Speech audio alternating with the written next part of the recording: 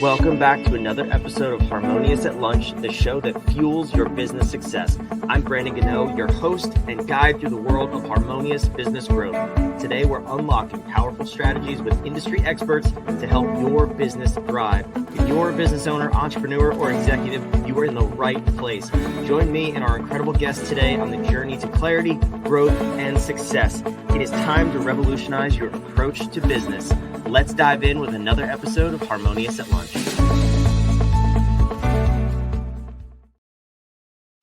Welcome back into some more bite-sized business advice. And today we're talking about everybody's favorite social media platform. Maybe, I don't know, I'm making things up, but we're talking about LinkedIn. If you like it, if you hate it, I don't know. Stick around. I promise you're going to learn something. And I have an amazing guest with me who's going to facilitate this conversation because, you know, if you're a listener of the show, I know nothing about LinkedIn. So Colin Herdman, welcome to the show and thank you for being here.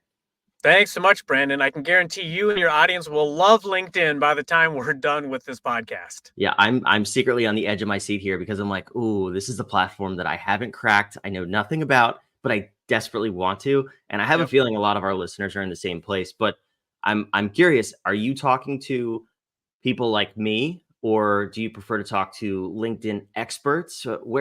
Where is this conversation best suited? Yeah, I love talking to anyone that is a founder, entrepreneur, or anyone that sits in a sales or marketing seat.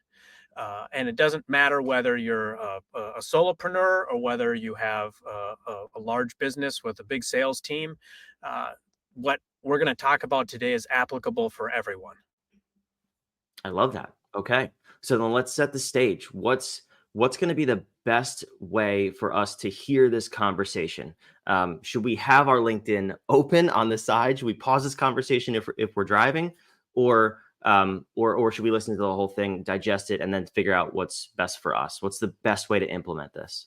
Yeah, I think listen to it first, and then go back and pause at the points at which I'm giving very specific advice on what you should be doing within your LinkedIn account. Fantastic. I love it. Okay, so let's dive right in. We got 15 minutes and a lot of knowledge to get through. So when you are first meeting with a client or someone approaches you about wanting to grow their LinkedIn, have more sales, more leads, more attention, and grow their network, whatever it may be, where do you typically start with them? What is step one? Yeah. So step one for me is really getting into the right mindset. And that to me is the LinkedIn philosophy that I think you have to adopt if you want to be successful on LinkedIn. So there's a few things. Number one, you have to be authentic and genuine. I think most people are that. LinkedIn typically is not a toxic place. It's very, friendly. It's business oriented. People want to do business there. They want to build relationships. They want to hire. They want to be hired. They want to be able to build relationships and find vendors that they can trust. They want to buy and sell. So LinkedIn also has a monopoly on a business social network. Like, it is the player. It's growing like crazy all around the world. So you have to be there. And to start off, you got to be authentic and genuine.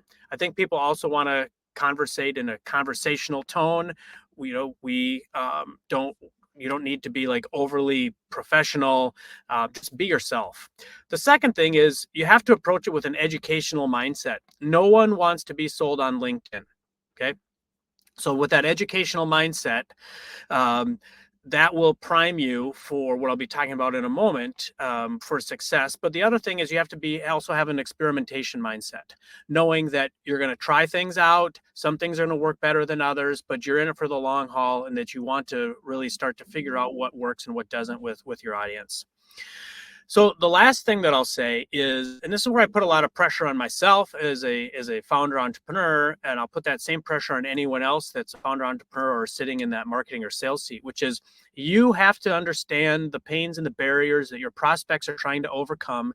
You have to know what it is they want to be educated on. And most importantly, you have to know what it is they want to learn from you. What can you teach? And I was at a conference last week, and I just loved this, which is the more you teach, the more you sell. And that was just kind of a general saying. It wasn't applied to LinkedIn, but I'm going to apply it to LinkedIn now. And I think it's just a phenomenal way to approach LinkedIn. I know as an entrepreneur or a sales or marketer, we desperately want to close the next deal, right? We get that. We love getting traction. We love making sales, but somehow emotionally you have to distance yourself from that and just realize, especially with B2B, you have to build relationship. You have to get them comfortable. You got to date before you marry. Okay. So that's my general philosophy is you got to be authentic and genuine, come with an educational experimentation mindset, and know what it is your audience wants to learn from you. Okay. So that will set you up for success. The layer underneath that then is around audience building. And I'm using Sales Navigator typically to build my audiences. Sales Navigator is a sales tool that LinkedIn provides. If I'm working with a client, I can use my Sales Navigator if they don't have it, but I'm typically going to build all my audiences out of Sales Navigator. One way that I've been thinking about, like, well, how do I identify people that might be further down the purchase path? And there's a couple ways of doing that. So one would be LinkedIn events. So if you have a direct competitor that's putting on a LinkedIn event, or maybe there's an industry organization that's putting on an event that's has to do with a topic that your business solves for, if you go and you attend that LinkedIn event, you can see everyone else that's also attending that event. And you could actually then start to create a prospect list off of that audience because they publicly raised their hand and said, this is who I am and I'm interested in learning about this topic. Okay, so that's one way that you could use LinkedIn events to start to hone in on your audience of prospects that are further down the purchase path. Another would be using a person as a proxy. So there's a woman on LinkedIn. She's got about 70,000 followers. And I reached out to connect with her. She connected back with me. And because her connections are open on LinkedIn, I can go into Sales Navigator and I can say, okay, I want to see everyone connected to Brenda that is a second and third degree connection to me, but is a first degree connection to her. Because I know that they're most likely following her because they want to learn how to grow on LinkedIn. And those people then are probably good candidates for me to start building a relationship with because they might very well be interested in Rainmaker. So those are a couple of hacks using LinkedIn events and then using other people, other like thought leaders within your industry as a proxy. Okay. So we've kind of talked about philosophy. We've talked about, audience building. And then finally, it's strategies. Like, how do you now kind of activate these audiences that you've identified? So there's a few foundational things that we're doing. The first is building out more first connections. Okay, when we build out first connections, we're reaching out to 25 people a day, Monday through Friday during normal working hours. So that's 125 people a week, 500 people a month. We're typically getting between a 10 and a 40% conversion rate on those connections coming back. We're almost always not including a connection message, but that could be something that you might want to experiment with. Would be if you want to put in a connection message. It's just hard to reach out to that audience at 25 a day and like have something as a connection message and not maybe feel a little canned. And so sometimes it's just better to focus in on these people without a connection message. And if you're focusing in on second degree connections or people that might be in the same geography as you, or maybe the same industry, you're most likely going to have mutual connections. And that's the number one reason why someone will choose to connect with you or not, is if there's mutual connections. And a lot of times people, it's not that they don't want to connect with you. A lot of times they're just busy. Your invite gets pushed down and they might not see it. So one of the things that we do with, if after 30 days, the person doesn't connect back, then we withdraw the invite. Okay. These are all functions within LinkedIn. You could go into your LinkedIn account right now and you could see all these old invites that you've sent that are over, 30 days old, and you could actually start withdrawing those invites. When you withdraw an invite, there's a 3-week period of time where you can't re-invite that person to connect again. But after that, you can ask them to connect again. So what you want to do is kind of create these pools of people that you could go back to at a later date and ask them to connect. Okay, so that's connecting. That's building out your audience. And then, as you're posting organic content, you have a larger prospect audience that might see your posts and whatnot. So it's just good practice to continually grow out your audience. It also helps with, a couple of the other campaign types that we'll talk about. Then a lot of times we'll bolt on like a messaging campaign after someone connects. And so, I'm saying, build probably 2 or 3 messages out. The first message should not be selling anything. You should only be thanking them for the connection. Don't even try and help. Just thank them authentically for the connection. Okay. So I have a client, it's a law firm, and he's in the blockchain space. And after he connects, he says like, "Hey, Colin, thanks again for connecting. I'm really passionate about the blockchain industry. I know you are as well. Cheers," something like that. And he knows that anybody that's a blockchain founder, and those are the people he's trying to connect with, is very passionate about the blockchain space. You can't really be in it without being passionate. So even just his thank you message for connecting, he has, some purpose to some of the language that he's using.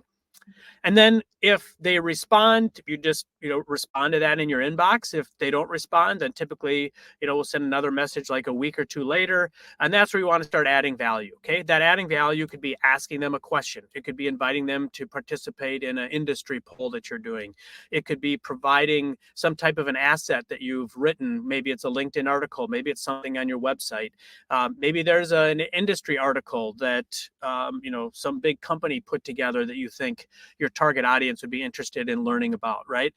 Maybe there's a LinkedIn live stream that you're doing, or an event that you're doing that you want to invite them to. Okay, there's all these things that you can be doing that isn't asking for a meeting. It's not asking them to, start doing business with you. What you're doing is demonstrating your thought leadership. You're starting to build trust with this person. You're giving. And you're not expecting anything in return. And so that's really what subsequent messages should be. So that's really kind of the key as it pertains to, building out an audience, building out your first connections, starting to do some messaging to kind of try and get that audience to begin to engage. And then, one of the campaign types that I've been using that I've had a lot of success with are LinkedIn live streams. And they're really fantastic in a couple of ways. So number one, as you're growing out your first connections, you can only invite people to a LinkedIn event if they're a first connection of yours, right? So there's benefit to you having a bigger audience of prospects because you could invite them to your LinkedIn events. And with a LinkedIn live stream, LinkedIn wants more live streams. LinkedIn is competing against the other social networks. They want people to stay in LinkedIn. And so LinkedIn will help promote your live stream, when you go live. And so what I'm typically doing with my live streams is I'm identifying an audience. I'm identifying a topic. I'm creating the live stream event.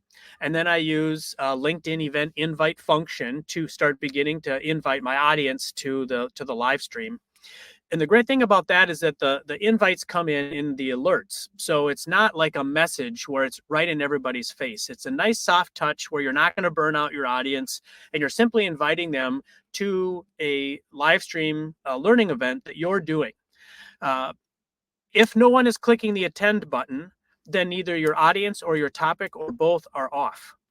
But if you're getting people to click attend, now you know that your topic and your audience, that topic is starting to resonate with that audience. Then when you do the live stream, I use a product called StreamYard. You have to use a third-party product, and it streams right in. There's lots of other products out there that you can use as well. But then I'll do my live stream. It's usually about 30 minutes long. And I'm have been teaching, about how to grow your LinkedIn network leads and sales in some depth. And then I even have another one that I started doing, which is teaching people how to do LinkedIn live streams. What I love about the live streams is that when the event is over, the video, the live stream gets saved on LinkedIn as a recording on the event page forever. You can download the video off of StreamYard, and you could break that up into video snippets that you could use for organic posts. Sometimes you'll get questions from your audience during the live stream, which you could also turn into organic posts if those are some good questions and you have a good answer. The other thing is I follow up with each attendee. after the event. And I'll say like, hey, Brandon, thanks again for registering for the LinkedIn live stream I led this morning. Here's a link to the recording. And then underneath that, I'll put, if you ever want to chat LinkedIn strategy, feel free to grab some time convenient for you here. And then I give my Calendly. Okay. We know, especially for any B2B, meetings are the lifeblood of your business, right? No one just buys your services. Typically, they want to talk to you and they want to better understand your pricing and your services and how you can benefit them. But the great thing about the live streams is that you're demonstrating knowledge. These attendees have enough trust in you that they're pressing the attend button and you know who they are. And so when you send that Calendly as a follow-up, it doesn't feel salesy or pushy. Doesn't feel icky to that person in any way. It's just a natural next step if they want to progress their learnings from you and have a meeting to chat. So I think live streams on LinkedIn is one of the best ways that I've ever seen using a social network to allow you to actually start filling your pipeline up with conversations, with leads, with real prospects, and being able to turn then some of those into customers. So I'll pause there because I've done a lot of talking, but yeah, happy to take the conversation wherever else you might want me to take it, Brandon. I mean, that right there was a whole LinkedIn masterclass. That was beautiful. I loved all of it. I personally, I have about 612 questions. Yep. There's not time for all that. But I will say this, because if I have questions, I'm sure the audience has questions. Put them in the comment section, or if you're in our Facebook group, go over there, ask the questions there, and we can start a conversation about this. I would also encourage you. I'm sure Colin's going to say this at the end, but his link is down below. Go follow him on LinkedIn and go attend some of these virtual workshops. I know I'm going to do that. I just connected before we started recording. I love this strategy though of the events, and I'm just thinking back to my own experience on the platform, and Facebook is no different. I think all the platforms are kind of the same, where you will get those people that reach out and they sell you in the first message, and that's not at all what you're talking about. But it's nice to see the huge contrast between the two, especially with the I've hosted a couple events and invited people, and you use the words, it's a soft invite. It's to the point where I've had people apologize to me that they couldn't make it because it feels like a personal invitation. And I'm like, yeah, thank you, but I also invited 1,200 of your closest friends at the same time. But it really is a great strategy, and I appreciate you sharing that. I'm curious on this, when you do follow up, do you have any rough metrics? Because you said appointments are the lifeblood of your business. Do you have any rough metrics on the willingness of people to actually book an appointment? I don't care about closed sales, but how many of those people, because you added value, are then receptive to that meeting? Yeah. So I would probably say that, I'm probably around like a 3 to 5% book rate when I do these, which isn't horrible. I think it's pretty good. And I have closed multiple Rainmaker clients in doing these. I've also seen multiple benefits coming off of that, where I'm getting referrals then as well from some of these people that have come in through the live stream, right? And you start to provide good service, and now they are giving you referrals. And that's really the best way to grow your business ultimately, is word of mouth, because you're doing a good job and you have happy customers.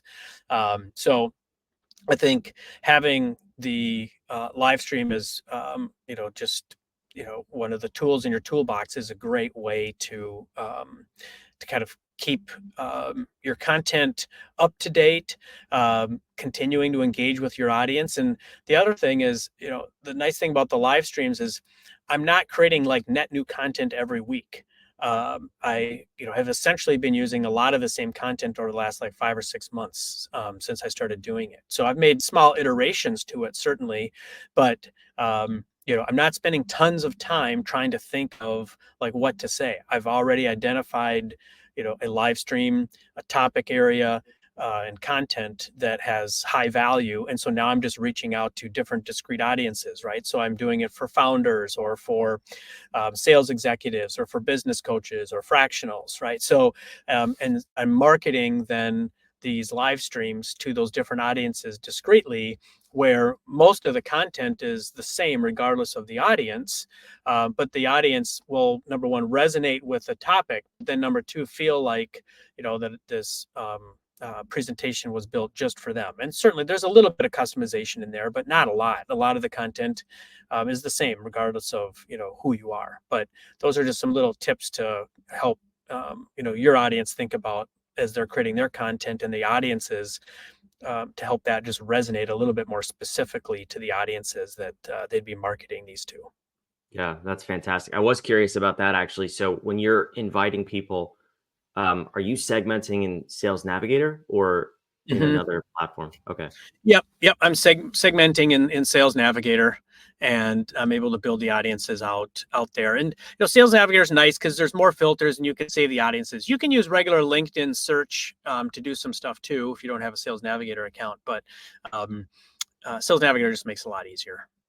Yeah. No, I agree. Because I was thinking about having to filter through all your connections when inviting them to an event, and that's just impossible. But it's a good Right. Yeah. And even with Sales Navigator, you can identify an audience, but you'd still have to, if you're going to do it manually, you'd still have to go in and invite each person by, looking up their name and then checking the box and clicking the invite. So again, that's, Rainmaker is automating really best practices within LinkedIn, and does it in a non-spammy way, and really is just freeing up time for the person that I'd be managing the account on.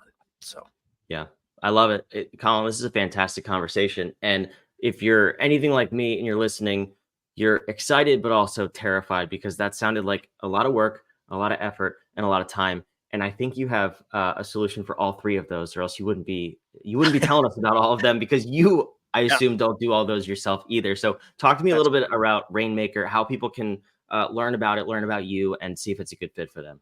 Yeah, that's great. Well, ultimately, Rainmaker, like I said, is just automating best practices on LinkedIn, and everything that I'm doing is within my client's LinkedIn account, so they can log in anytime and see the invites sent. They can see messages sent. They can look at their LinkedIn analytics, and that'll be representative of everything that they and I am doing on the account.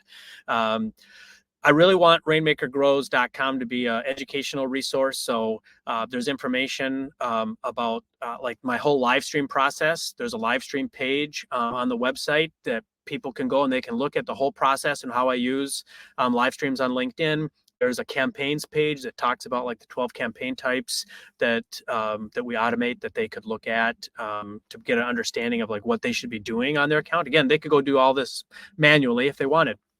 And then the consult button on that just books a time with me. So right now I'm the only person in Rainmaker, so I'm doing all the strategy work with the clients, and then I'm doing all the automation with my software and my process on the back end. But I love talking about this stuff, and I really love helping entrepreneurs, founders, and anybody that's sitting in a sales or marketing seat better understand how to use LinkedIn. So feel free to grab some time, convenient for you through any of those links on the site, and I'd love to have a chat.